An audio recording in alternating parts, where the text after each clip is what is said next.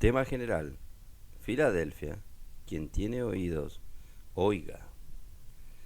Estamos en el mensaje número 5, cuyo título es El surgimiento de la raíz de la degradación de la Iglesia en el siglo II. La lectura de la Biblia: Apocalipsis capítulo 1, versículo 6, capítulo 5, versículo 10, y en Primera de Pedro capítulo 2, versículos 5 y 6. Aún quería aprovechar para comentar un poco con relación a la práctica de la iglesia primitiva, la vida de la iglesia que el Espíritu estableció.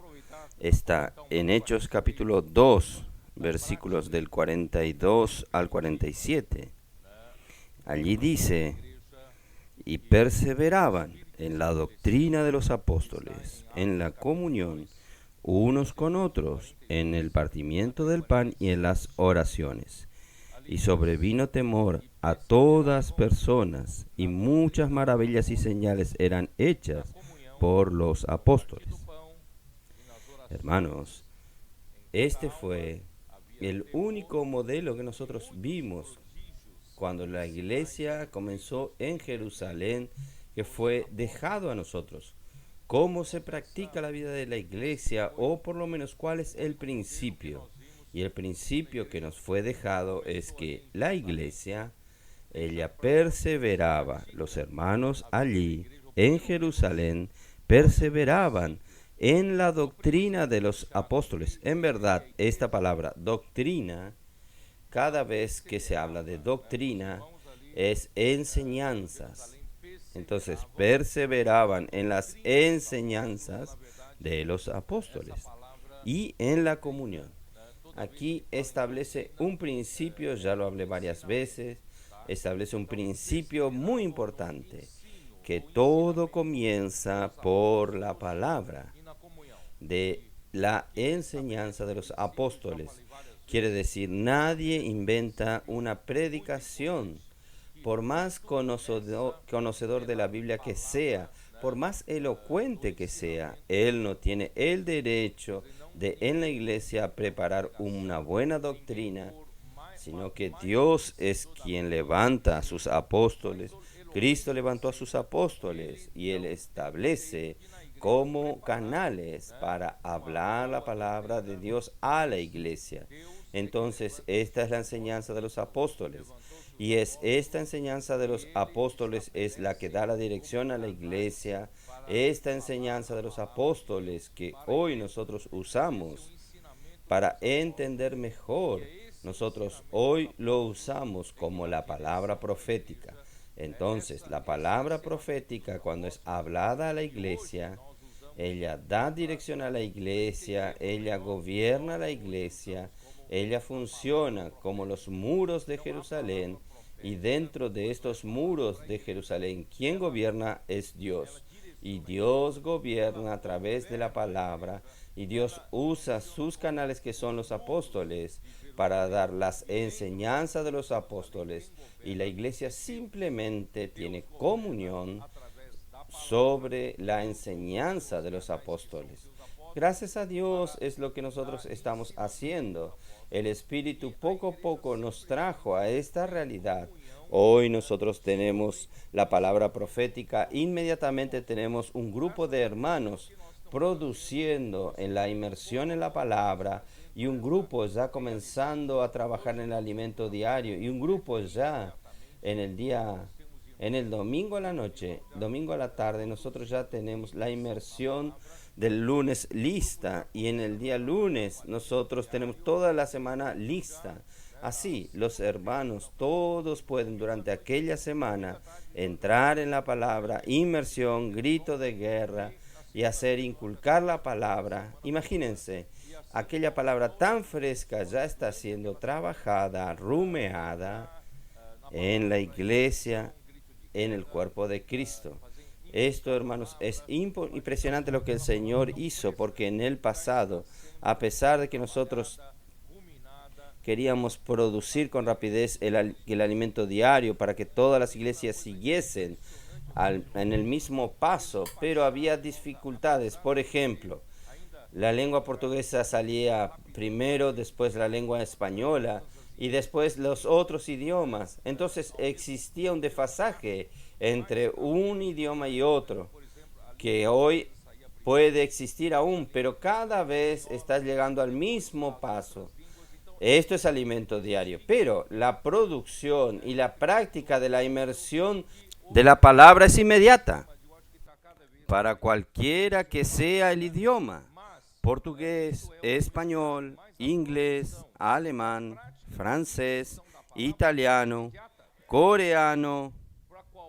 ¿Qué más? ¿Me olvidé de alguna? Entonces, inmediatamente en África, ellos están practicando esta semana lo mismo que ustedes. Hermanos, miren lo que el Señor está haciendo. Verdaderamente, esta misma práctica se esparce por toda la tierra. Entonces, el Señor realmente tiene su reino de los cielos, viviendo en realidad y produciendo vencedores que participarán de la manifestación del reino de los cielos. Entonces, hermanos, esta es la manera que Dios estableció, y la iglesia dio vuelta y llegó, gracias a Dios, llegó a este punto. Volvimos a este principio y perseveraban en la enseñanza de los apóstoles y en la comunión, y con esto producimos una vida de la iglesia normal que está representada por el partimiento del pan y las oraciones. Y en cada alma había temor. Es Dios que gobierna, no es el hombre que dicta las reglas. Y muchos prodigios y señales eran hechos por los apóstoles. Y los apóstoles que temían después de la partida del Señor Jesús no sabían qué hacer, no tenían poder para hacer las cosas, pero el Señor le dio poder a ellos para ejecutar la obra de Dios a través de la palabra y complementando. Y todos los que habían creído estaban juntos, tenían en común todas estas cosas. Quería complementar esto. Y vendían sus propiedades y bienes y los repartían a todos, según la necesidad de cada uno.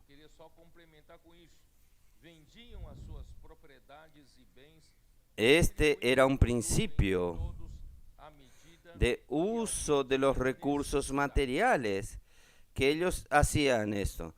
El Espíritu les tocó de tal manera, yo creo que fue espontáneo, todo fue espontáneo.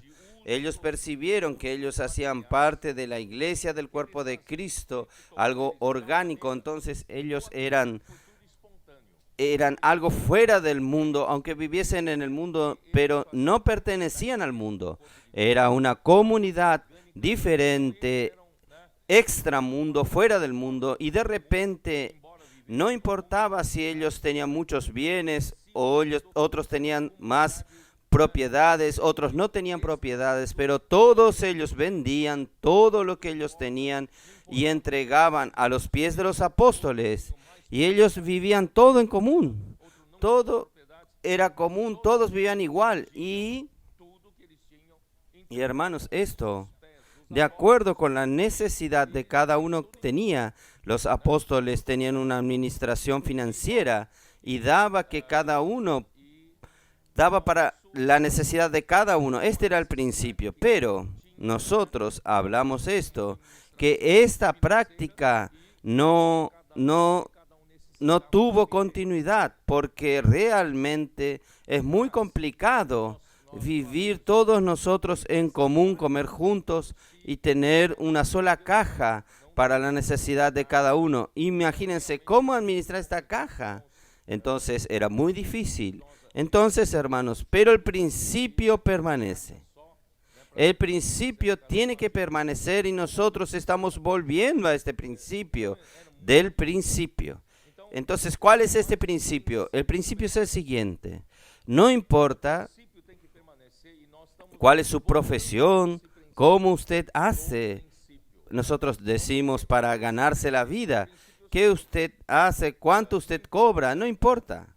Todos nosotros que ahora hacemos parte del cuerpo de Cristo, nosotros hacemos parte del potencial de ganar dinero, el potencial de tener recursos financieros también para nosotros, para la iglesia, para el Señor. Y hoy nosotros debemos pensar así. Aunque el Señor no exige que usted venda sus propiedades y hacer con que todos vivan en común, sus propiedades, sus bienes continúan siendo suyos, pero usted tenga la conciencia de todo lo que yo tengo es del Señor. Yo soy solamente un administrador de los bienes que el Señor me confió. Entonces, hermanos, el Señor va a cobrarnos a nosotros.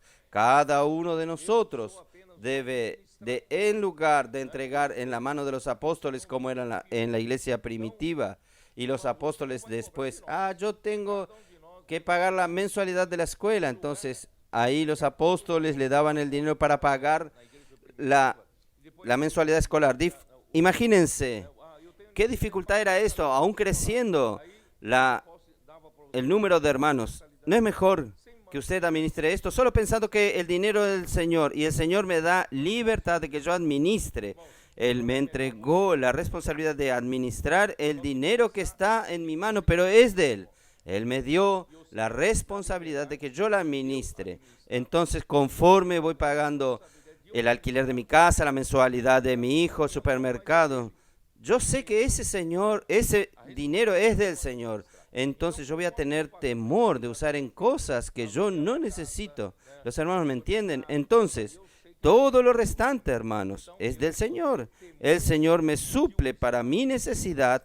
Hermanos, esto no es comunismo.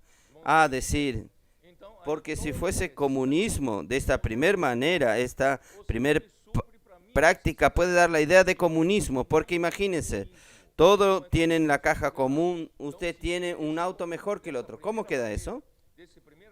¿Cómo queda eso? Usted tiene un auto mejor que el otro. No tenemos una caja común. ¿Por qué usted tiene un auto mejor? No, el Señor no exige esto de usted. Cada uno tiene su padrón de vida. El Señor permite que usted viva ese padrón de vida.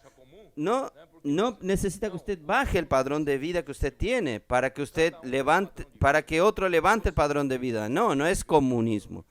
El Señor administra, el Señor entrega la responsabilidad de que usted administre el dinero de Dios a usted, y el Señor le va a cobrar un día, le va a pedir cuenta. Entonces vamos a administrar bien los recursos del Señor. Los recursos que están en nuestra mano son dados por el Señor. Entonces, ¿qué vamos a administrar, hermanos? Es usar realmente para nuestra necesidad, nuestra familia. Todo lo que nosotros necesitamos, el Señor no va a retener, pero vamos a usar. Pero mi cabeza es que todo lo que yo tengo es del Señor. Es para el avance de la obra del Señor, avance del Evangelio. Y cuando yo entrego a los apóstoles, no va en el bolsillo de los apóstoles. Es para que la obra se expanda, para avanzar en África, para avanzar en Europa, en América del Norte, Oceanía, Oriente, para la obra del Señor, para que nosotros prediquemos el Evangelio a toda la tierra habitada, para traer el fin enseguida. No tiene mucho sentido quedar viviendo aquí en la tierra, sino es para cumplir la voluntad de Dios. ¿Cuál es la voluntad? ¿Cuál es la gracia? ¿Cuál es la gracia de nosotros vivir aquí en la tierra? ¿Gracia cuál es? ¿Tener mucho dinero, un buen automóvil, una buena casa? No, eso no trae satisfacción. La gracia de vivir aquí es vivir para hacer la voluntad del Señor y traer el reino de Dios de regreso, edificar la casa de Dios. Este es nuestro encargo, ¿no es así? Entonces nuestro dinero debe ser usado para esto.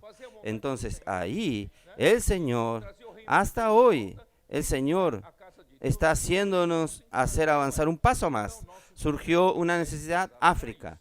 Gracias al Señor, en esta última conferencia, desde la conferencia Generación Santa final de los adolescentes y jóvenes, y principalmente en la conferencia internacional, los cooperadores trabajaron muy bien y nosotros levantamos un buen recurso para entrar en África, 1.800.000 reales. Nosotros conseguimos ese dinero para entrar, pero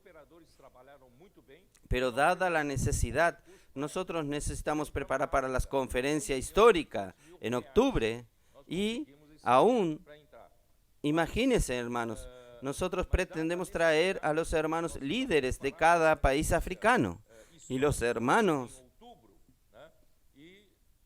que tienen influencia, que es importante que ellos participen de esta conferencia. Nosotros tenemos que tener los recursos para traerlos, recursos para alojarlos, recursos para alimentarlos, para que realmente esta conferencia en África sea un marco en la vida de ese continente. Y siendo un marco en ese continente, puede tener seguridad que va a favorecerlo a usted. Pero usted va a decir, yo estoy en Europa, no estoy en África, pero va a favorecerle a usted, porque yo creo que eso va a ser un marco para iniciar el contagio regresivo del regreso del Señor. Porque esta visión el Señor dio al hermano Don en 1999 y 2000, para que África es como aquel feto, indicando que nosotros necesitamos trabajar en ese feto para el surgimiento del hijo varón, para que el Señor pueda volver. ¿Está bien? Entonces, ahí sí, ahora.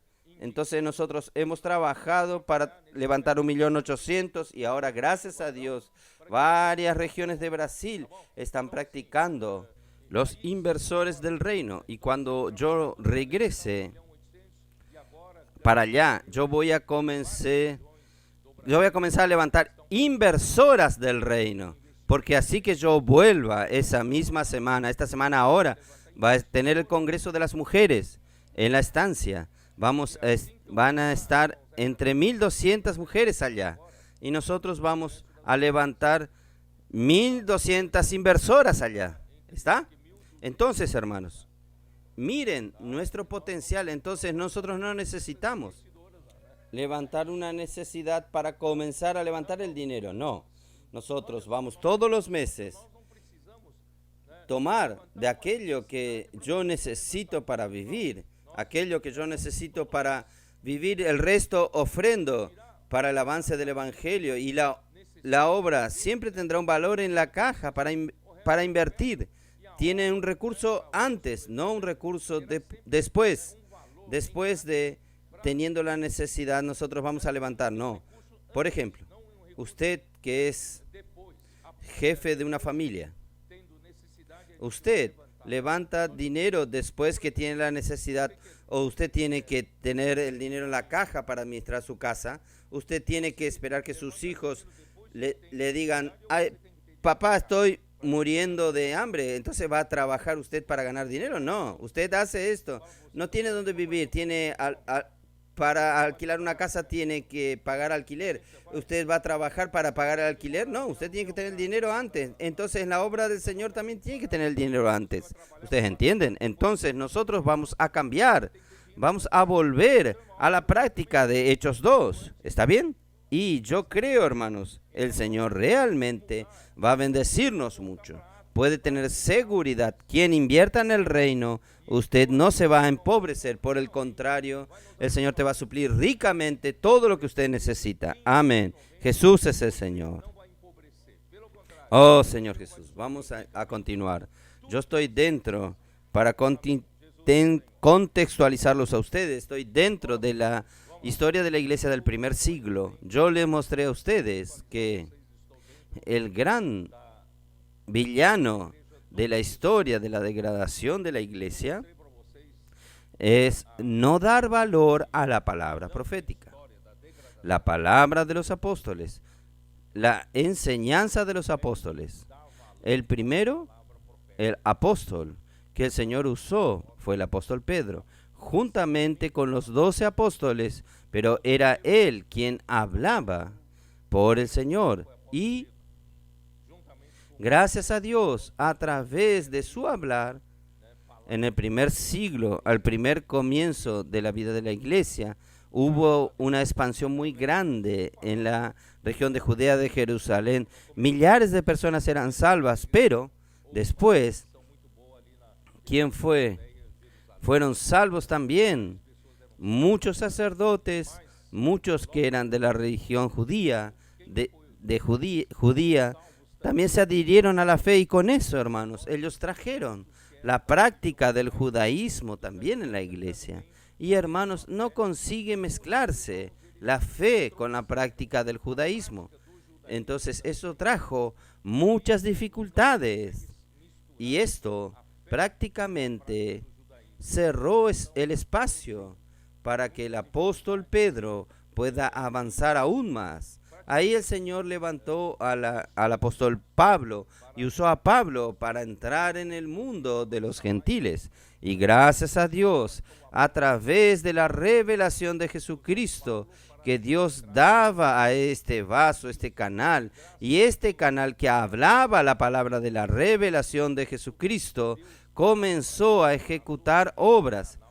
Y esta palabra fue levantando iglesias y más iglesias, comenzando por Antioquía, la iglesia en Antioquía, ganando Siria, Cilicia, ganando a toda Galacia, a Asia Menor, y avanzando a Macedonia, entrando a Nacaya, y avanzó al continente europeo. Y en su tercer viaje, cuando él fue a Roma, él fue llevado este evangelio a Roma y se esparció a todo el mundo de aquella época. Hermanos, gracias al Señor por el ministerio del apóstol Pablo, pero que también los mismos judaizantes que perjudicaban en Jerusalén también iban detrás de Pablo.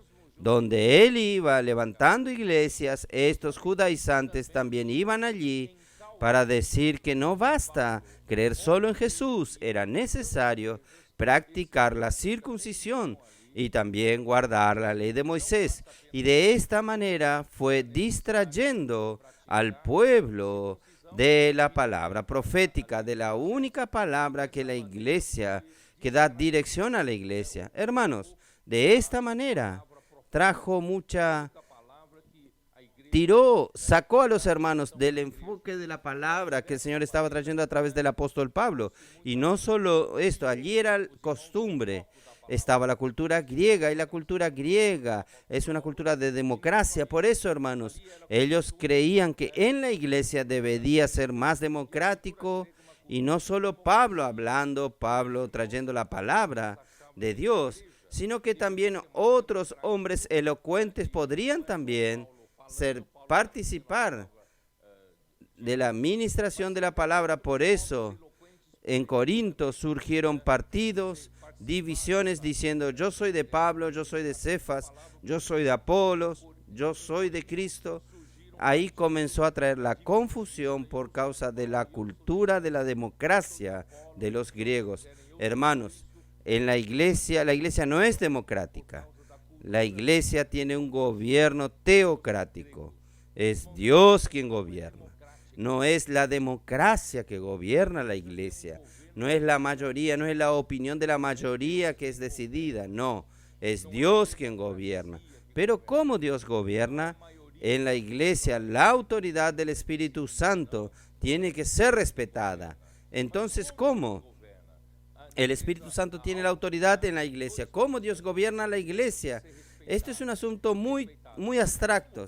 Estos 20 siglos no consiguieron entender esto. Finalmente, el Señor nos dio esta gracia. Nosotros estamos entendiendo que Dios gobierna la iglesia es por medio de la palabra. Ahí no hay confusión, hermanos. O usted reconoce que esa palabra viene de Dios, o usted no lo reconoce. Si usted no lo reconoce, usted está fuera del gobierno de Dios.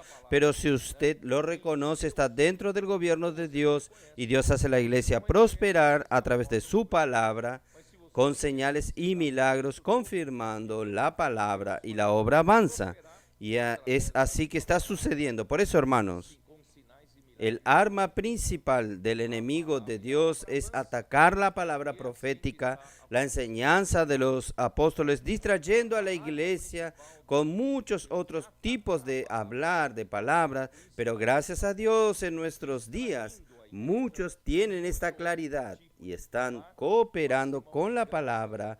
Y principalmente el Señor levantó un grupo de adolescentes con amor que ellos tienen por la palabra, la dedicación que ellos tienen por la palabra. Hermanos, es algo impresionante. ¿No ustedes perciben aquí? Aquí estoy viendo 4 jóvenes aquí, solo anotando. Aquí hay uno más, hay dos allí. Los adultos no anotan como ellos. Ellos están allí dedicados. ¿Por qué? Porque ellos aman la palabra.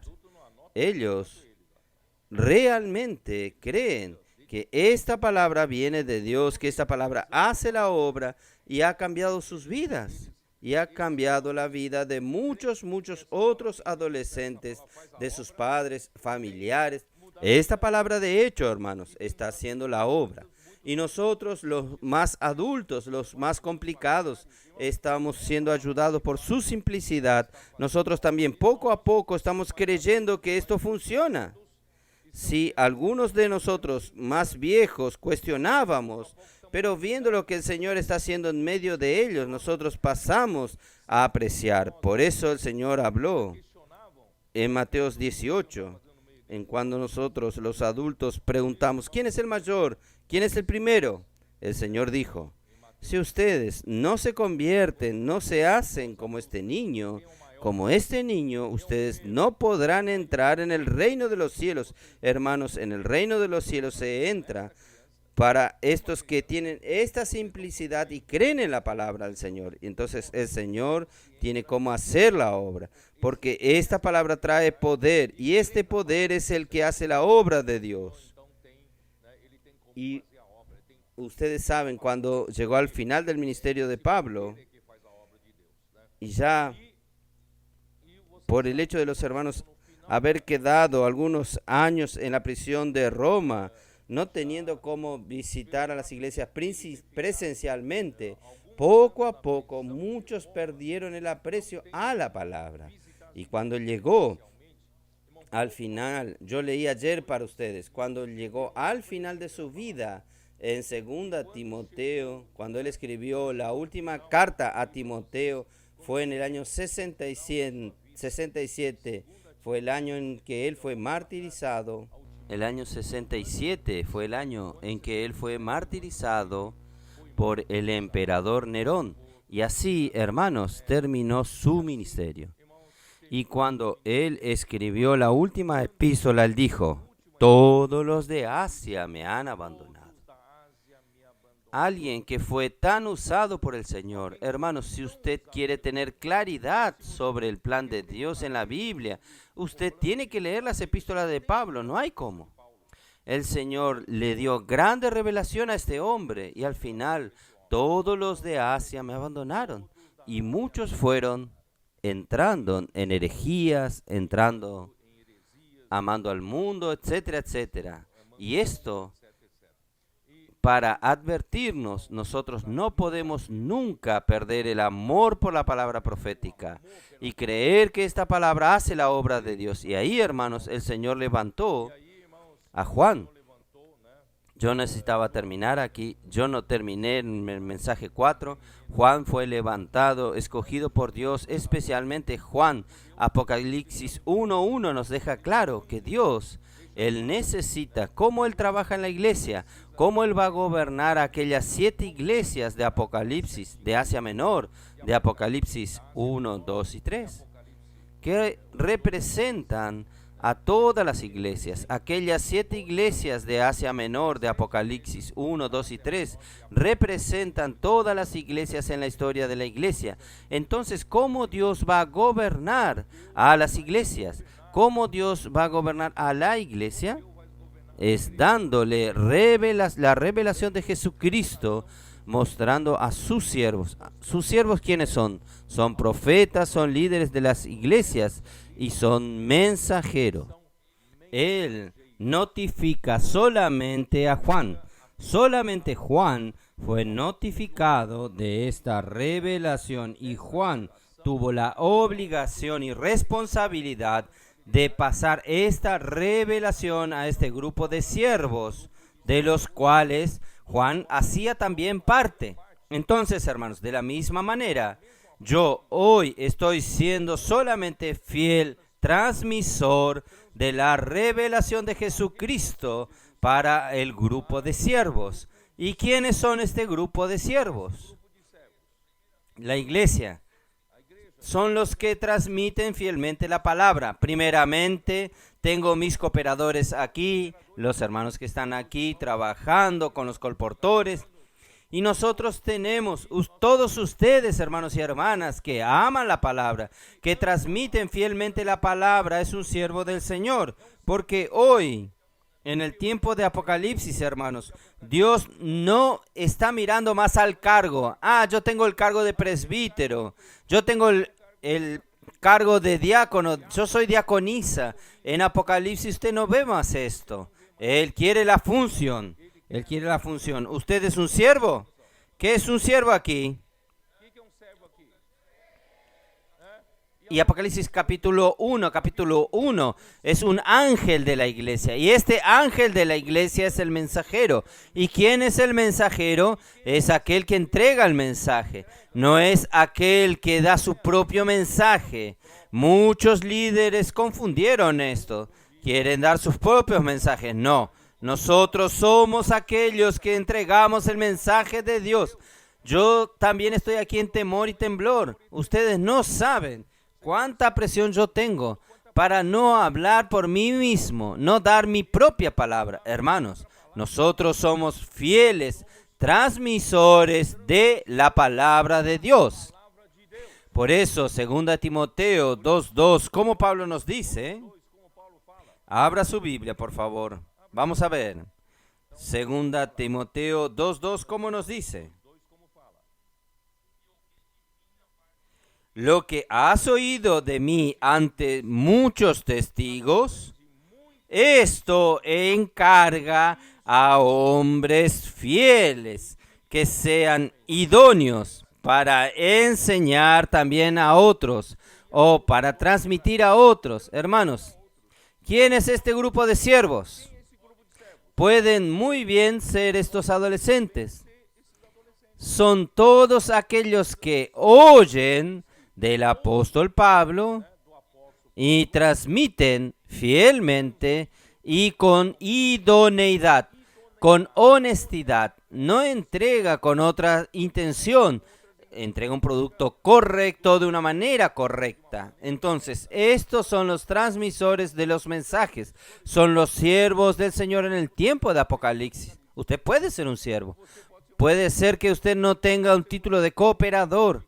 Yo no quiero que el cooperador sea un título, sino que sea una función. Pero usted puede ser un fiel transmisor de la palabra del Señor. Es esto que el Señor necesita restaurar entre nosotros. Ahí entonces Juan fue usado para intentar traer. Yo voy a leer lo que yo preparé aquí. El ministerio de Juan conduce a la iglesia de regreso para la importancia de la palabra, de la vida y de la edificación de Dios. Dios necesita edificar a través de la iglesia, a través de la palabra. En su evangelio, Él comienza con la importancia de la palabra para la realización de la voluntad de Dios, que es el hombre, recibir la vida eterna por medio de creer en el enviado de Dios para producir la edificación de la casa de Dios. Este es un resumen del Evangelio de Juan. Él comienza como: en el principio era la palabra, era el verbo estaba con Dios y el verbo era Dios. Él estaba en el principio con Dios, pero el verbo un día se hizo carne y habitó entre nosotros, lleno de gracia y de verdad. ¿Y cuál es el objetivo de él venir aquí en la tierra como el verbo, como Dios lo envió? Juan 3:16. ¿Quién sabe hablar de memoria conmigo esto? De tal manera amó Dios al mundo que dio a su Hijo unigénito para que todo aquel que en él crea no se pierda, mas tenga vida eterna. Entonces, este es el objetivo del Evangelio de Juan. Entonces, Dios mandó a su Hijo venir aquí en la tierra, que es la misma palabra. Era solamente creer solamente el hombre en el enviado de Dios, que es la misma palabra, para recibir la vida eterna, para no caer en la perdición eterna y obtener la vida eterna. Miren qué cosa maravillosa. Pero la lucha de Jesús aquí en la tierra enfrentó la incredulidad del pueblo judío. Esa fue la gran dificultad. Por eso, hermanos, creer en la palabra del enviado de Dios, hace la obra de Dios, y por eso que el enemigo también molesta. Quiere hacer con que nosotros los hombres tengamos dificultad en creer en la palabra de Dios. Ahí entonces en sus epístolas, voy a leer nuevamente sobre la epístola ahora. En sus epístolas, Juan revela la importancia de la palabra de la vida anunciada por el apóstol, la cual es la misma vida eterna. La palabra de la vida es la propia vida eterna que produce la comunión de la vida, la comunión de los miembros de Cristo, o la comunión entre los miembros del cuerpo de Cristo, y también por medio de la palabra anunciada por el apóstol, y también la comunión de la iglesia de los miembros del cuerpo de Cristo con el Padre y con su Hijo Jesucristo. Este es un resumen bien resumido de las epístolas de Juan, y el libro de Apocalipsis es la consumación de toda la Biblia. Revela a Cristo como el sumo sacerdote. Esto está en el capítulo 1 de Apocalipsis. Él como el sumo sacerdote cuidando y supliendo a su iglesia, y revela también que Dios está en el trono administrando todo el universo. Esto está ya en Apocalipsis 4 y 5.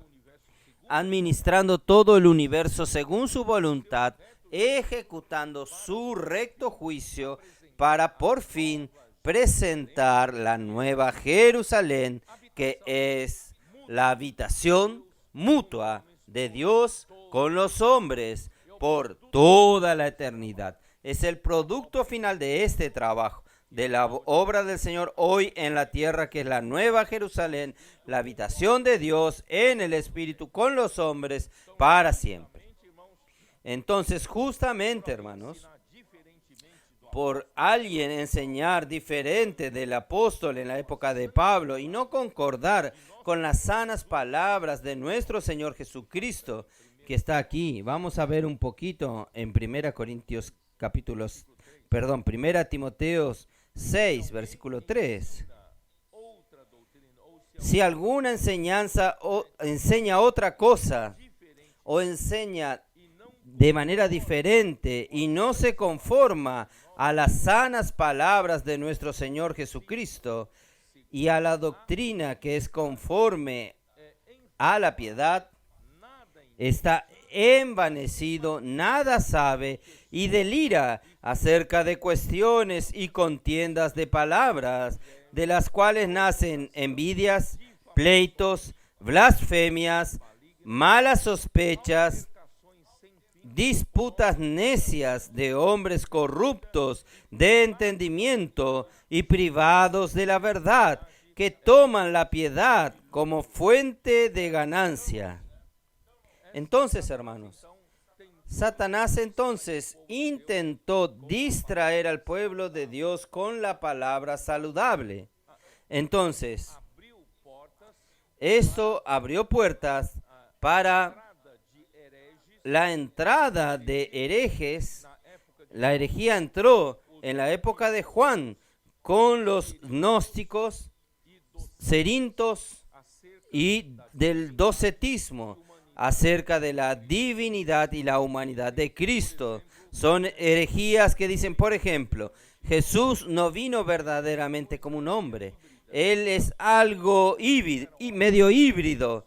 O Jesús era hombre, no era Dios. Entonces, estas herejías penetraron en la iglesia, se instalaron ya en la época de Juan, al final del primer siglo, hermanos. Y en esta, con relación a Juan, la señal. Entonces usted va a pensar, Juan consiguió poner todo en orden. No. Juan intentó colocar las cosas en orden, pero el ambiente al final del primer siglo ya era otro ambiente. ¿Cuál es el ambiente? Tercera de Juan. Vamos a ver en Tercera de Juan.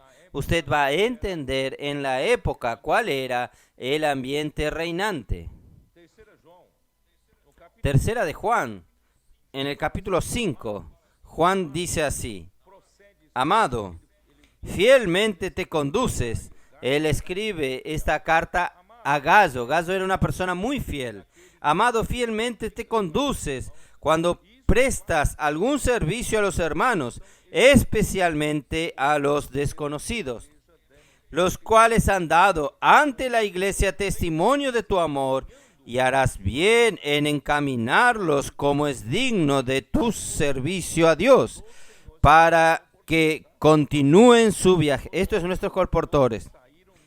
Porque ellos salieron por amor del nombre de Él, sin aceptar nada de los gentiles. Nosotros pues debemos acoger a tales personas para que cooperemos con la verdad. Nuestros colportores están recorriendo Europa, yendo de país en país. ¿Qué ellos están haciendo? Ellos lo hacen por amor al Señor, están predicando el Evangelio del Reino. Y si usted los recibe a estos tales, usted estará, y no solo recibirlos, acogerlos en amor, y también encaminarlos en amor, usted estará siendo cooperadores de la verdad.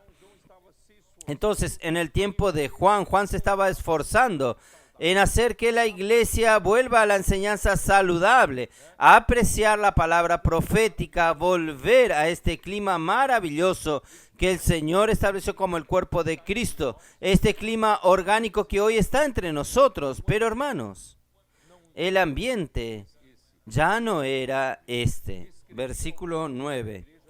Yo he escrito a la iglesia, pero Diótrefes, al cual le gusta tener el primer lugar entre ellos, no nos recibe. Quiere decir, ya hay liderazgo de las iglesias que ya no consideran a Juan como apóstol que traía la palabra saludable, la palabra apostólica a la iglesia. Ya rechazaba todo el trabajo de Juan y también rechazaba a todos los misioneros que Juan estaba enviando para llevar el evangelio, la palabra saludable, la palabra profética para aquella región. Entonces, Él no nos recibe porque Él ama el primer. Recuerdan que yo hablé en Mateos 8:1, los adultos están más preocupados en quién va a ser el primero en el reino de los cielos. En la cabeza de los adultos es la posición, quieren ser los primeros. Y este ambiente volvió aquí al final del primer siglo. Les gusta ejercer la primacía. Versículo 10. Por esta causa, si yo fuere, recordaré las obras que hace. ¿Cómo dice?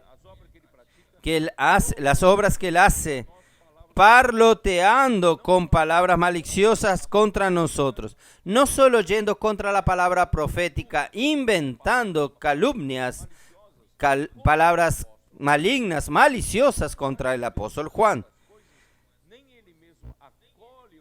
Y no contento con estas cosas, no recibe a los hermanos, y a los que quieren recibirlos se los prohíbe y los expulsa de la iglesia. Entonces, este era el ambiente, intentando competir con el apóstol Juan.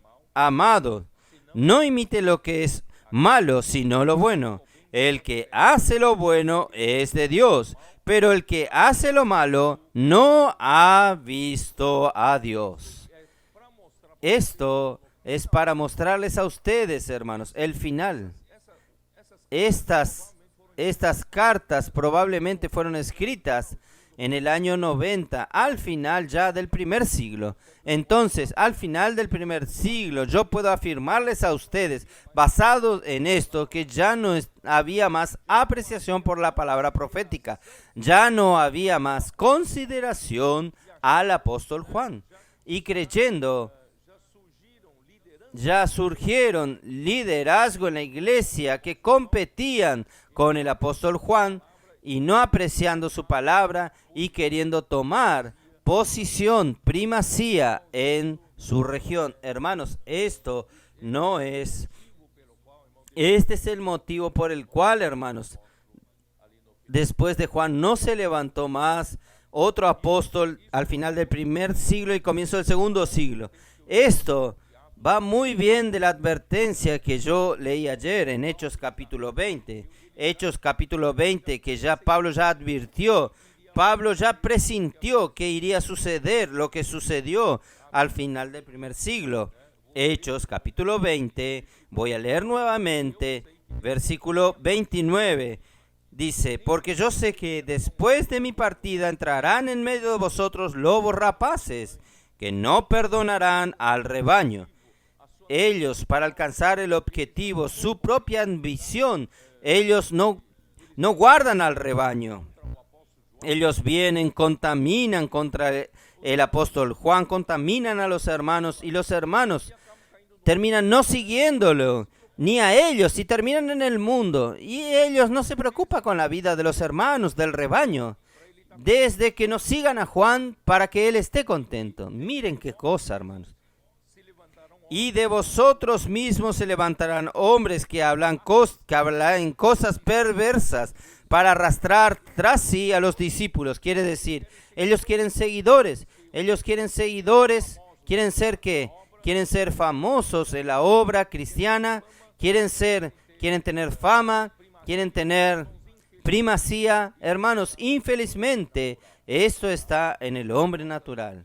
Que el Señor pueda tratarnos nuestro corazón, purificar nuestro corazón. Oh, Señor Jesús.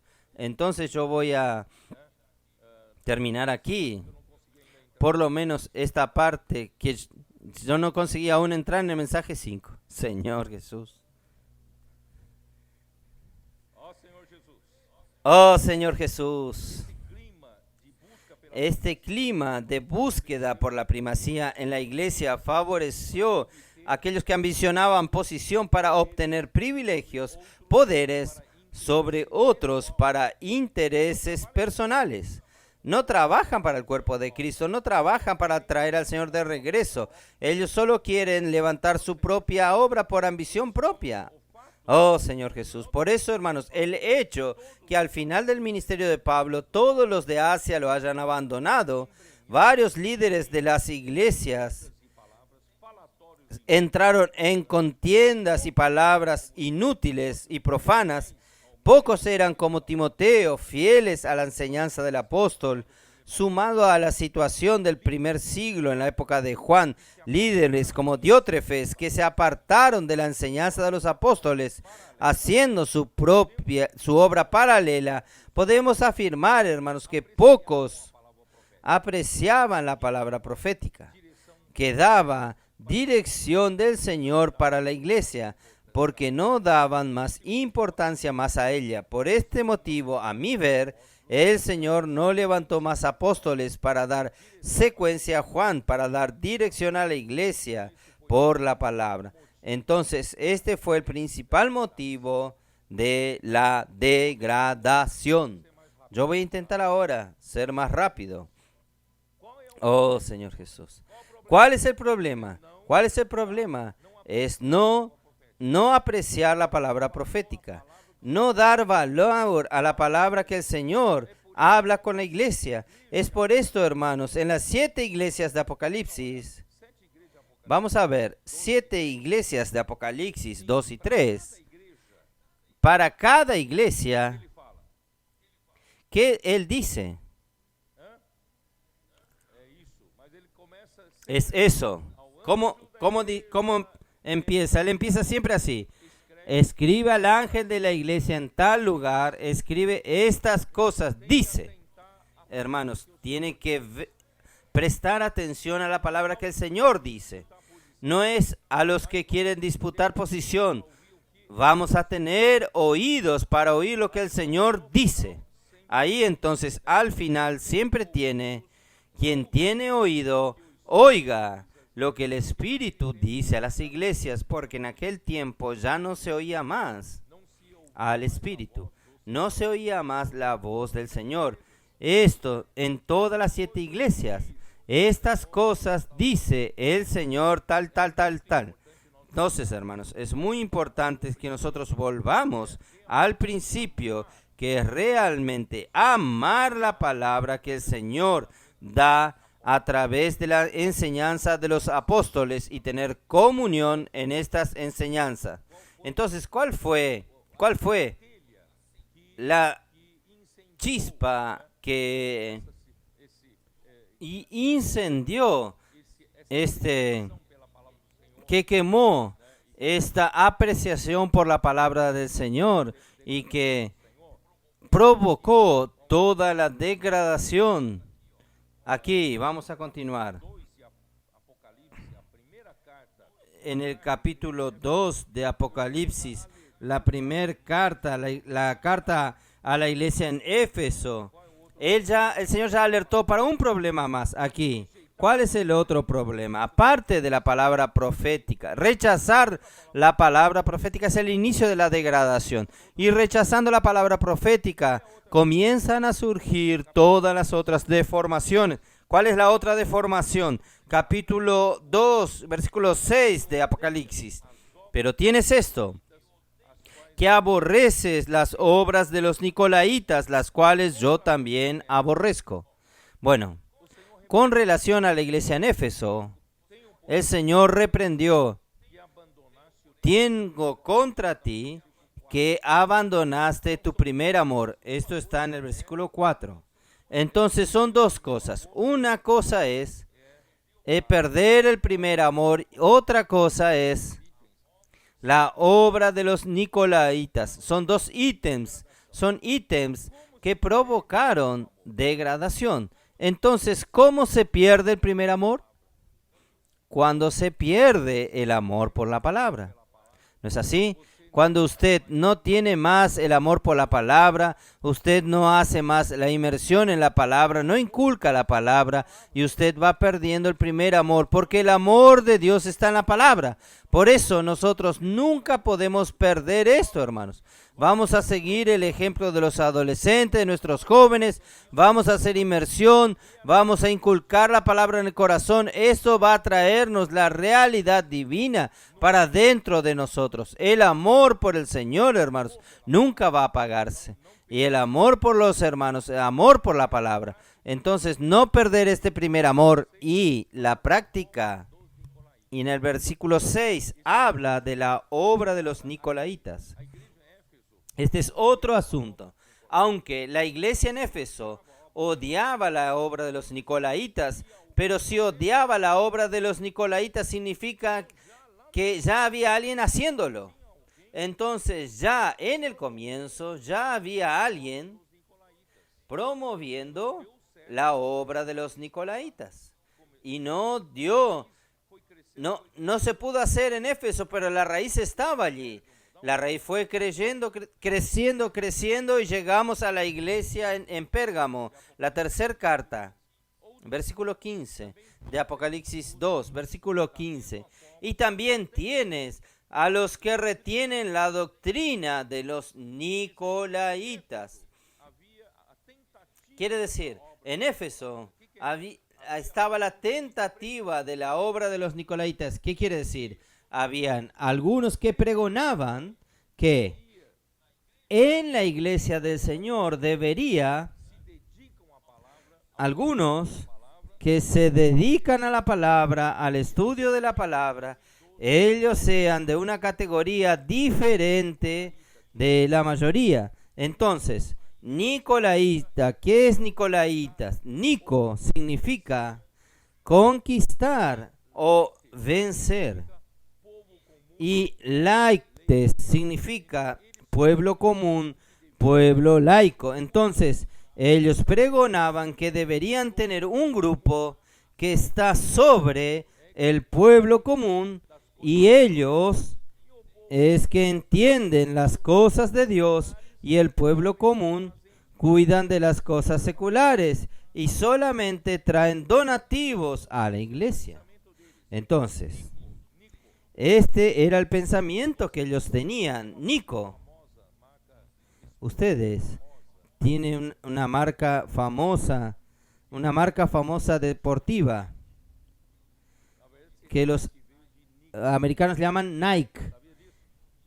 Esa palabra Nike vino de la palabra Nico. ¿Sabían esto? Nico es victoria. ¿Qué es victoria? Es vencedor. Es aquel nicolaíta, es aquel que venció sobre los laicos, está sobre los laicos. Este es Nico, Nico.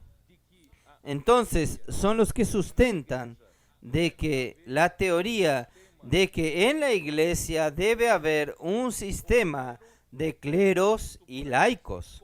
El clero está compuesto por aquellos que conocen la palabra de Dios, los cuales lidan con temas espirituales, al paso que los laicos cuidan de los asuntos seculares. Yo no quiero preocuparme con muchas cosas de la iglesia, yo estoy preocupado con ganar dinero, ganar el pan, no tengo mucho tiempo con las reuniones. Dejen a aquellos hermanos Grimaldi o Tarik, estos hermanos que cuidan de los asuntos de la iglesia. Yo voy a trabajar y trabajar y ellos no se van a quejar porque el domingo de mañana voy y deposito el dinero que yo gano. Ellos van a quedar contentos. Hermanos, no es así en la iglesia. No es así en la iglesia. Hermanos, en la iglesia todos son miembros del cuerpo de Cristo. No hay una clase especial que entiende la palabra y el resto no entiende la palabra. No, todos nosotros necesitamos de la palabra. Ahora la inmersión en la palabra está moviendo a todos los miembros. Todos los miembros tienen oportunidad, hermanos, de inculcar la palabra en el corazón. Entonces, hermanos, oh Señor Jesús, yo voy a leer, hermanos, para ustedes. Voy a decirles a ustedes que este modelo de los Nicolaitas vino ¿de dónde? El modelo de una clase especial que sirva al Señor y la otra clase secular. Hermanos, ¿de dónde vino este modelo? Este modelo vino del judaísmo. El judaísmo. Dios quería que todo su pueblo que él sacó de Egipto fuesen sacerdotes. En Éxodo 19, cuando Dios llamó así, él dijo, vamos a leer. Vamos tranquilo, no tengo prisa. Si no consigo terminar, no hay problema. ¿Es así o no? Lo importante es que las cosas queden más claras, que tengan más claridad de ustedes. Pero no voy a atrasar el almuerzo de Amir. Éxodo 19, versículo 4. Vosotros visteis lo que hice a los egipcios, y como os tomé sobre alas de águila, y os he traído a mí. Ahora pues, si dieres oído a mi voz, y guardares mi pacto, ustedes perciben que el punto principal es oír la voz del Señor para que nosotros seamos un pueblo de acuerdo con el deseo de Dios. Nosotros necesitamos oír diligentemente la palabra del Señor. Gracias al Señor, hoy nosotros tenemos un grupo que hace transcripción, que oye una vez, 2 veces, 3 veces los mensajes, hacen inversión, porque son los que oyen diligentemente la palabra. Y no solamente oyen diligentemente la palabra, sino practican, colocan en práctica y producen la obra del Señor en la iglesia. Entonces, si diligentemente oyeres mi voz y guardares mi pacto, vosotros seréis mi especial tesoro sobre todos los pueblos, porque mía es toda la tierra. Toda la tierra es mía, pero ustedes son diferentes. Ustedes son peculiares. Ustedes son de mi propiedad exclusiva. Hermanos, esto es bueno, ¿no es bueno? Ahí. Y vosotros me seréis un reino de sacerdotes y gente santa. Quiere decir, es un reino donde todos son sacerdotes. Y una nación santa, no es una nación común, vulgar. Entonces, hermanos, el deseo de Dios es que todo el pueblo de Israel fuese sacerdote. Pero, el pueblo, Moisés demoró para descender del monte. El pueblo ya adoró, pidió a Aarón que confeccione un becerro de oro y comenzaron a adorar, danzar, beber en función de esto y comenzaron a declarar que estos eran los dioses que los sacaron de Egipto. Miren qué blasfemia. Y ahí Moisés dijo, ¿quién está a mi lado? ¿Quién está del lado del Señor? ¿Quién fue al lado de él? La tribu de Leví. Ahora, saquen su espada y mate cada uno a su hermano. Miren, a matar a su propio hermano. Entonces fue algo cruel, pero ellos fueron fieles. Entonces Dios hizo de la tribu de Leví una tribu de sacerdotes. Entonces ellos no tenían propiedades cuando se distribuyó la tierra para las 12 tribus. Ellos no tenían propiedades porque el Señor dijo, la herencia de ellos soy yo y ellos son mi herencia. Ellos no necesitan tener nada aquí en la tierra. Las otras tribus tienen que cuidar de ellos. Entonces, hermanos, por causa del pecado, la adoración al ídolo, al becerro de oro, el sacerdocio recayó a una sola tribu. Esto no era desde el principio así. Desde el principio Dios quería que todos fuesen sacerdotes y finalmente, hermanos, con la iglesia, Él quiere realizar este sueño. El sueño de Él, hermanos, es que todos los miembros de la iglesia son miembros del cuerpo de Cristo y que son miembros que funcionan. Y todos los miembros tienen que ser sacerdotes. En verdad, todos los miembros de su cuerpo son sacerdotes. ¿Sabían esto? Porque ellos funcionan, ellos están sirviendo. Entonces, hermanos, esto es lo que el Señor quería, pero Satanás trabajó primero cortando la palabra profética y en segundo lugar levantando entre ellos dos clases de personas, los cleros y los laicos. Oh, Señor Jesús. Yo voy a decirles a ustedes que esta palabra ni es mía. Yo voy a leer lo que Watchman escribió en el libro de la ortodoxia de la iglesia con relación a esto. Aquí dice, los judíos mencionados aquí no se refieren a los judíos del mundo, sino a los judíos en la iglesia, así como las personas que vimos antes relacionadas a los nicolaitas, no se refieren a las personas del mundo, sino al laicado en la iglesia, a los laicos. Hay muchas diferencias esenciales entre el judaísmo y la iglesia. Aquí yo quiero mencionar 4 puntos para los cuales debemos dar especial atención: el templo, la ley, el sacerdocio y las promesas. Entonces, estas son las características del pueblo de Israel. Y esta diferencia, esta es la diferencia con la iglesia. Solo que la iglesia fue imitando lo mismo, copiando. Tal es así que hoy se dice, la iglesia se tornó aquella construcción suntuosa. Miren qué iglesia tan linda, miren aquella otra iglesia. Entonces todo esto, hermano, vino del modelo del judaísmo. ¿Sabían esto? El modelo del judaísmo. Voy a continuar hablando lo que Watchman está diciendo. Con relación al sacerdote, dice el autor, cómo los del judaísmo consiguen aproximarse a Dios. El pueblo judío, cómo cada uno conseguía acercarse a Dios. Ellos dependen de un mediador. Ellos dependen de un sacerdote. El sacerdote los representan para ir hasta Dios. Entonces ellos necesitan de un mediador. Las personas son seculares. Si nosotros pertenecemos a las otras tribus, nosotros somos seculares.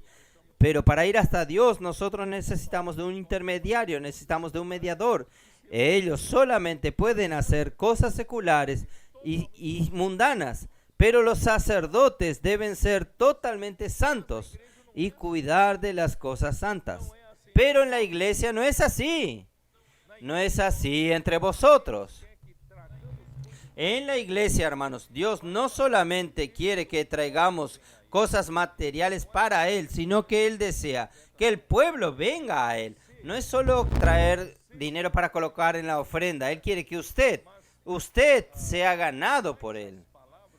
Pero, ¿cuáles son las palabras de blasfemias habladas por los judíos? Un grupo de personas en la iglesia en Esmirna estaba diciendo: si a los hermanos les es permitido hacer todo, si los hermanos pueden bautizar a las personas, pueden partir el pan, así no hay orden. Esto es terrible.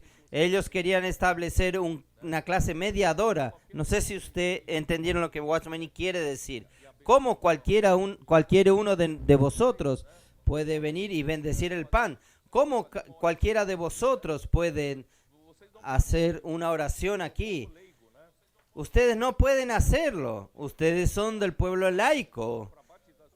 Ustedes pueden bautizar a las personas. No, para bautizar a las personas tiene que ser un pastor ordenado o un sacerdote. Puede ser un padre. Entonces tiene que ser alguien ordenado de la clase clerical. Usted es laico, no puede hacer esto. Entonces dicen ellos, está todo sin orden. Cualquier uno puede levantarse, compartir, orar. ¿Qué tema es ese? Él continúa. Y aún más ahora. Grito de guerra. Los adolescentes aquí. Es mucho lío. Es un lío santo, un descontrol santo. Y continúa ahí. El cristianismo de hoy ya ha sido judaizado.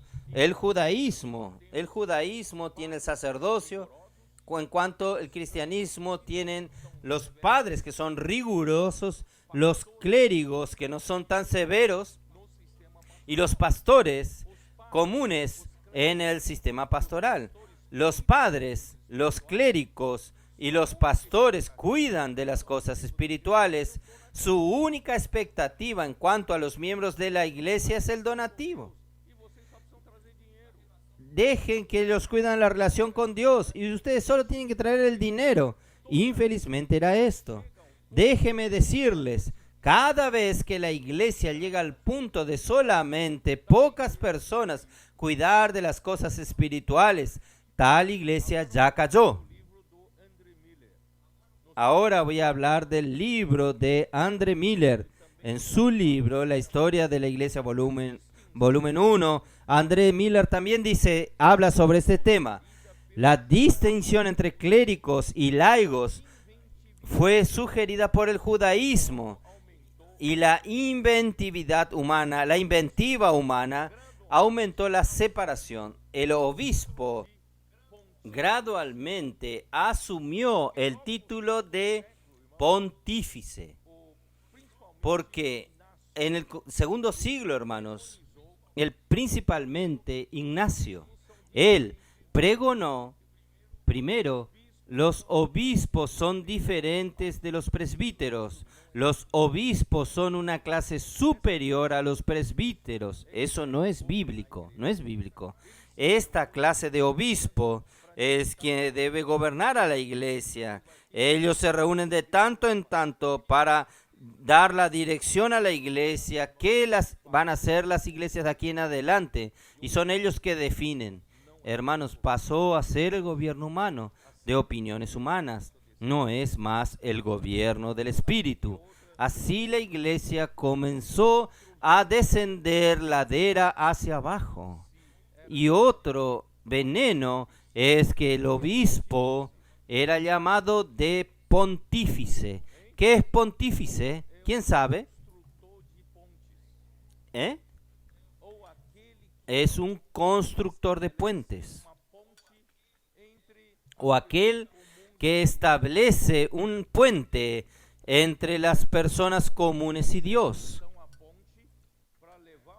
¿Es verdad? Entonces, ellos son los que son el puente para llevar a usted, que es una persona común, a los asuntos de Dios. Ellos son los intermediarios. Entonces, en latín, pontífice es el que construye puentes, que hace la unión entre el mundo terrenal y el mundo divino.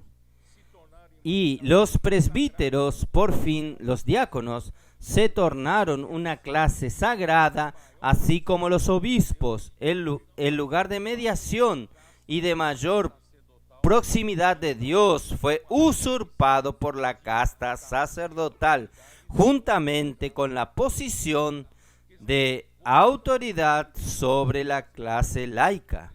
Quiere decir, usted no tiene más derecho de allegarse directamente a Dios. Usted necesita de pontífices. Usted necesita de alguien intermediario para llevar sus asuntos, su pedido, su petición delante de Dios y traer lo que Dios quiere hablar para usted a través de ellos. Usted no tiene más acceso a Dios. Entonces, hermanos, y también ellos terminan teniendo una autoridad sacerdotal sobre ustedes. Entonces, hermanos, en vez de Dios hablar directamente al corazón y a la conciencia de cada uno por medio de su palabra, y hermanos, presten atención. Gracias a Dios, hermanos, hoy nosotros estamos en la era de la palabra profética. Todos nosotros tenemos libertad de oír el hablar de Dios, el hablar vivo de Dios y el hablar instantáneo de Dios. Usted no necesita de ningún sacerdote, ningún pastor, ningún padre para que Él le diga a usted lo que Él habla, porque el Señor tiene un canal que trae a la iglesia esta palabra, y esta palabra, hermanos, esta misma palabra que nosotros llamamos de palabra profética, trae a usted la presencia de Dios. Usted no necesita un intermediario. La palabra ya es la misma presencia de Dios. No hay sacerdotes entre nosotros y Dios. Nosotros somos sacerdotes. Entonces, hermanos, consecuentemente con este error, la palabra de Dios perdió el significado y la fe pasó a basarse en las opiniones humanas. Los obispos se reúnen, cada uno da su opinión, cómo la iglesia va a proseguir. Hermanos, ahí comenzó toda la degradación. Y yo voy a leer lo que él escribió. El maravilloso Señor Jesús como sumo sacerdote y su pueblo, único mediador entre Dios y los hombres, fue prácticamente sustituido y despreciado. El enemigo de Dios entonces, no sé si ustedes percibieron, el enemigo de Dios con un solo tiro, él alcanzó 2 metas, 2 albos, todo lo que yo hablé hasta ahora. La palabra profética y el sacerdocio de todos los santos. ¿No es así? Él dio un tiro, y acertó en los dos. La degradación fue muy rápida. Voy a leer lo que escribió. El enemigo de Dios alcanzó 2 blancos con un solo tiro, anuló el gobierno de Dios por su palabra por medio de los apóstoles y la introducción de jerarquía en la iglesia, anulando la función de los miembros del cuerpo de Cristo, estableciendo el gobierno del clero basado en opiniones humanas. Definitivamente, esta fue la causa de la degradación de la iglesia. ¿Está claro para ustedes ahora? ¿Cómo penetró en la iglesia el sistema clerical? ¿Y cómo la iglesia perdió el gobierno de Dios por medio de la palabra? ¿Cómo? 1. Conforme mencionamos, al final del primer siglo, el ambiente en las iglesias ya era el ambiente de lucha por espacios, lucha por destaque, por ser destacado, disputando la primacía como hacía Diótrefes. Por ese motivo que Jesús previnió a sus discípulos cuando disputaban quién era el mayor en el reino de los cielos. Y el Señor les dijo para que todos se convirtiesen y se tornasen como crianza, como niños, para poder entrar en el reino de los cielos, porque la iglesia no es una organización humana ni religiosa, la iglesia es el reino de los cielos. Entonces, hermanos, para entrar en el reino de los cielos nosotros tenemos que tornarnos como un niño, amar la palabra. Y también, Mateos 20 nosotros hablamos que quien quiere ser el grande, quien quiere ser el mayor entre vosotros, sea el que os sirva. En cuanto, hermanos, había apóstoles escogidos por el Señor, y las palabras ministradas por medio de estos canales daban dirección a las iglesias, a la iglesia, ¿no es así? La palabra, en cuanto había apóstoles y que Dios levantó, Cristo levantó, tenía dirección de la palabra a la iglesia, las cuales las palabras gobernaban a la iglesia. Así fue con Pablo, con Pedro, Pablo y Juan. Sin embargo, después de la muerte de Juan, en el comienzo del siglo II, el Señor no levantó más apóstoles por causa del ambiente impuro de lucha por la preeminencia en la iglesia. Todo el mundo quería ser el primero, todo el mundo quería ser el primero. Oh Señor Jesús, ahí hermanos se terminó. Ahí surgieron los padres apostólicos. ¿Quiénes eran los padres apostólicos? Como ellos no tenían apóstoles levantados, ellos fueron a buscar a aquellos que estaban andando más cerca de los apóstoles, más próximos, aquellos que anduvieron con Pablo, aquellos que anduvieron con Juan, y ellos comenzaron a ser levantados a un plano superior. Ellos fueron llamados de padres apostólicos. Voy a leer aquí. ¿Cómo el Señor no levantó más apóstoles después de Juan? Por motivos expuestos recién, los discípulos que acompañaban a los apóstoles de repente fueron colocados en una posición especial.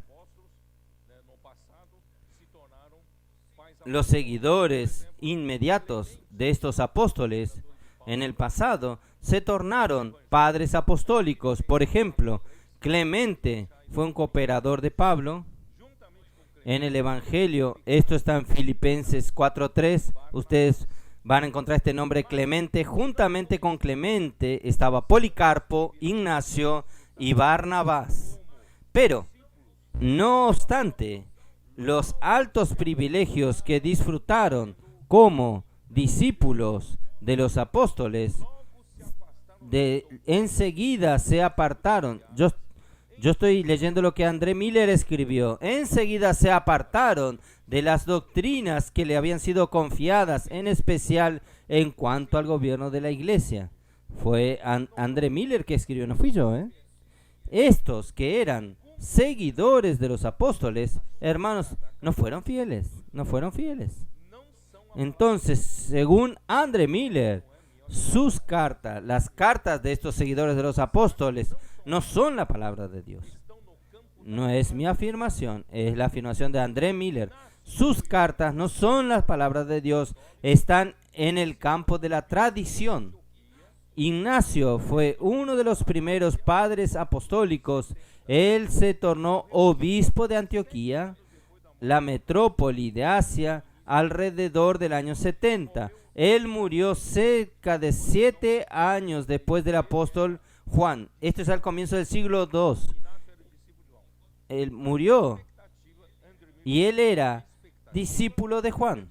Ignacio era discípulo de Juan. La expectativa, André Miller escribe, la expectativa era que de tal persona, tuviésemos enseñanzas perfectamente semejantes al apóstol, a los de los apóstoles, pero esto no sucedió. Los textos de Ignacio y de todos los otros padres son totalmente diferentes de las Sagradas Escrituras. Porque nuestro único guía fiel y segura es la palabra de Dios. Entonces, en la ausencia de los apóstoles levantados por el Señor después de Juan, la iglesia se quedó sin un gobierno del Espíritu Santo por medio de la palabra. La iglesia comenzó a andar a la deriva, como un navío sin timón, a la deriva. La iglesia se quedó sin el gobierno del Espíritu Santo por medio de la palabra de Dios, hablada por el profeta escogido para dar dirección al pueblo de Dios. Después, los padres apostólicos contornaron la situación creando el gobierno de los obispos, cambiando el gobierno de Dios por el gobierno de los hombres. Presbíteros eran personas más maduras, escogidas por los apóstoles para cuidar el rebaño de Dios. Como obispos, supervisores, ellos eran llamados de obispos. Los presbíteros eran llamados de obispos porque eran supervisores, hacían la obra de supervisión. Vamos a leer. Yo quería guardarlos a ustedes, pero Hechos 20, versículo 17. Enviando pues desde Mileto a Éfeso, hizo llamar a los ancianos de la iglesia. Entonces Pablo navegó hasta Mileto, mandó que llamasen a los presbíteros de Éfeso para ir a Mileto para tener comunión con él. ¿Qué les dijo él en el versículo 20? Versículo 28. Por tanto, mirad por vosotros y por todo el rebaño que el Espíritu Santo os ha puesto por obispos para apacentar la iglesia del Señor, la cual él ganó por su propia sangre. Quiere decir, los presbíteros eran los personas más maduras entre los primeros cristianos que fueron escogidos en aquella ciudad, fueron levantadas por el apóstol en aquella ciudad, y ellos eran obispos en la función. Obispo significa supervisor, episcopo, supervisor, aquel que mira por arriba, él es el supervisor. Entonces, obispo significa la función de un presbítero. Pero ellos inventaron que los obispos es una clase superior a los presbíteros y crearon el gobierno de los obispos, el episcopado. Esto fue una invención. Sin embargo, hermanos, uno se refiere a su condición espiritual y otro se refiere a su función. Sin embargo, por conveniencia, hicieron de obispos una categoría superior al presbítero. Crearon la jerarquía en la iglesia que tanto mal hizo a partir de esta invención. Principalmente, hermanos, en los escritos de Ignacio, alrededor del año 107, exigiendo en sus escritos, Ignacio exigía mayores honras y el supremo lugar a los obispos. Y aunque su intención sea buena, temiendo divisiones en la iglesia por falta de un apóstol, sin embargo terminó cayendo en el engaño de Satanás, que es el seductor de todo el mundo. Y Apocalipsis 12:9 dice que Satanás es el diablo. Él tiene la capacidad de engañar a todo el mundo. Él es muy sagaz. Engañó hasta Ignacio. Engañó a los padres apostólicos. Pues con la creación de la jerarquía activó en el hombre el gran fascino por el poder, por los títulos, por la autoridad en la iglesia. El hombre ya tiene esta ambición. Cuando ellos crearon la jerarquía, activó lo que estaba dentro del hombre natural. Entonces, la idea principal de las cartas de Ignacio exigía la total sumisión de los laicos al clero, así constituidos, pensando en un gobierno fuerte, humano, para evitar errores. Esta era la justificativa para evitar errores, porque no había más apóstoles. Pero esto es la manera humana de hacer estas cosas. ¿De dónde vino la inspiración para el clericalismo? El sistema clérico y laicos. Es triste ver que este sistema conquistó un espacio tan sólido en el cristianismo hasta los días de hoy. Esto no cambió aún. La distinción entre obispos y presbíteros, entre la administración clerical y el sacerdocio común de todos los santos, y la multiplicación de templos, vinieron como consecuencia y se proliferaron con rapidez. Sin embargo, por más que sea difícil trazar la invasión del clericalismo, su modelo era la sinagoga. André Miller, que habló aquí. Entonces, hermanos, la Iglesia Católica siguió este modelo de templos, creando templos cada vez más suntuosos. Hermanos, este es el modelo de la sinagoga, el modelo del judaísmo. A los pocos se introducieron los ritos y ceremonias. Hermanos, nosotros comenzamos a perder libertad de reunirnos. Todo entra entonces en una cierta... Están los ritos, las ceremonias, a semejanza del judaísmo y también, hermanos, y también la ropa. ¿Cómo se dice?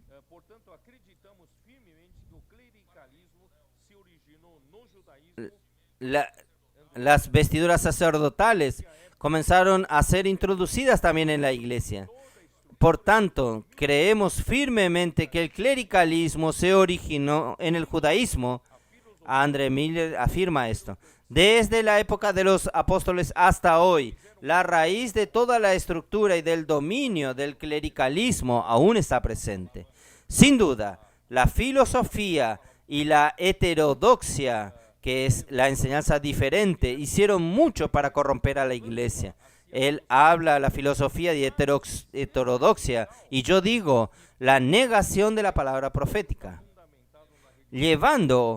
Hicieron mucho para corromper a la iglesia, llevándola a asociarse con el mundo, más el sistema clerical y todo lo que le pertenece está fundamentado en la religión de los judíos. André Miller dice, la introducción de la nueva orden clerical en sustitución al ministerio de los apóstoles por medio de la palabra profética, en la tentativa de evitar divisiones en la iglesia, hermanos, no impidió que aparezcan divisiones, herejías y surgimiento de falsos maestros. Solamente cuando la autoridad en la iglesia es reconocida, la autoridad de la palabra es reconocida por la iglesia, el poder del Espíritu actuará para ejecutar la voluntad de Dios, pues de esta manera Cristo, como la cabeza de la iglesia, la gobierna. Hermanos, tiene que reconocer la palabra profética, la importancia de la palabra profética.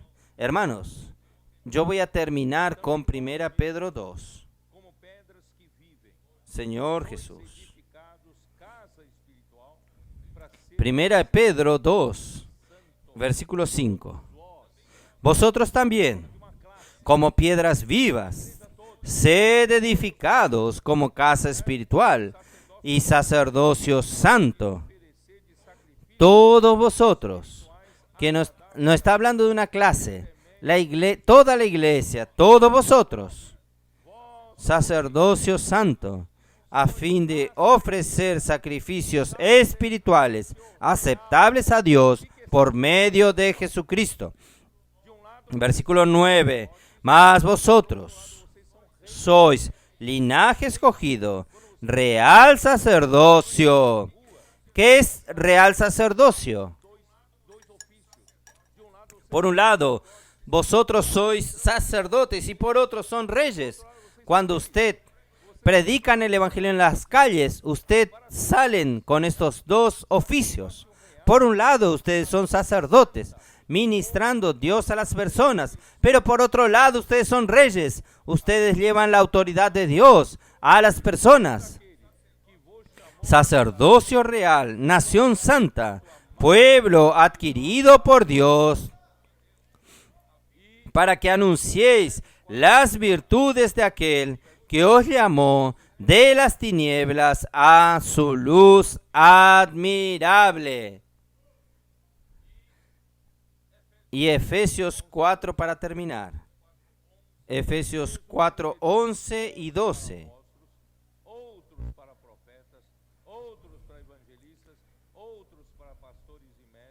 11 y 12. Y él mismo constituyó a unos apóstoles, a otros profetas, a otros evangelistas, a otros pastores y maestros. Dios dio dones a algunos y estos algunos están dotados para que Dios le dé como regalo a la iglesia. Entonces, estos hombres son para qué en la iglesia. Estos hombres dotados no son para ser una clase intermediaria, una clase mediadora entre el hombre y Dios. Estos hombres dones, hermanos, Dios dio a la iglesia ¿para qué? No para sustituir la función de cada miembro. sino para perfeccionar a los miembros, para que funcionen como sacerdotes. Entonces, ¿qué?